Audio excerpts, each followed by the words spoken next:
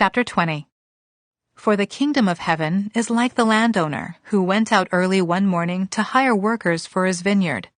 He agreed to pay the normal daily wage and sent them out to work. At 9 o'clock in the morning, he was passing through the marketplace and saw some people standing around doing nothing. So he hired them, telling them he would pay them whatever was right at the end of the day. So they went to work in the vineyard. At noon, and again at 3 o'clock, he did the same thing. At 5 o'clock that afternoon, he was in town again and saw some more people standing around. He asked them, "Why haven't you been working today?" They replied, "Because no one hired us." The landowner told them, "Then go out and join the others in my vineyard." That evening, he told the foreman to call the workers in and pay them, beginning with the last workers first. When those hired at 5 o'clock were paid, each received a full day's wage. When those hired first came to get their pay, they assumed they would receive more, but they too were paid a day's wage. When they received their pay, they protested to the owner. "Those people worked only 1 hour, and yet you've paid them just as much as you paid us who worked all day in the scorching heat." He answered one of them, "Friend, I haven't been unfair. Didn't you agree to work all day for the usual wage? Take your money and go. I wanted to pay this last worker the same as you. Is it against the law for me to do what I want with my money? Should you be jealous because I am kind to others?" So those who are last now will be first then, and those who are first will be last. As Jesus was going up to Jerusalem, he took the 12 disciples aside privately and told them what was going to happen to him. "Listen," he said, "we're going up to Jerusalem, where the Son of Man will be betrayed to the leading priests and the teachers of religious law. They will sentence him to die.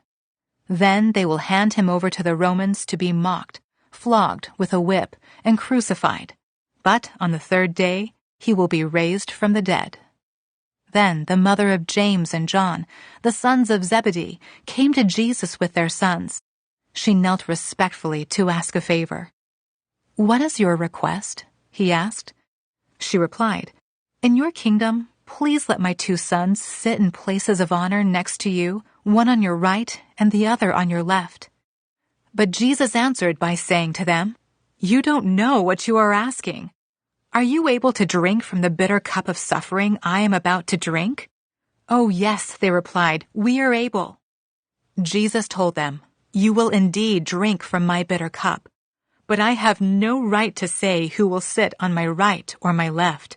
My Father has prepared those places for the ones he has chosen." When the 10 other disciples heard what James and John had asked, they were indignant.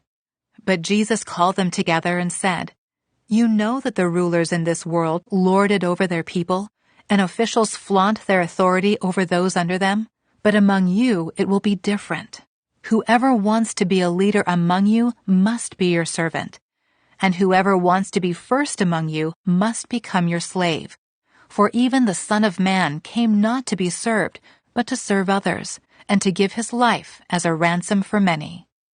As Jesus and the disciples left the town of Jericho, a large crowd followed behind. 2 blind men were sitting beside the road.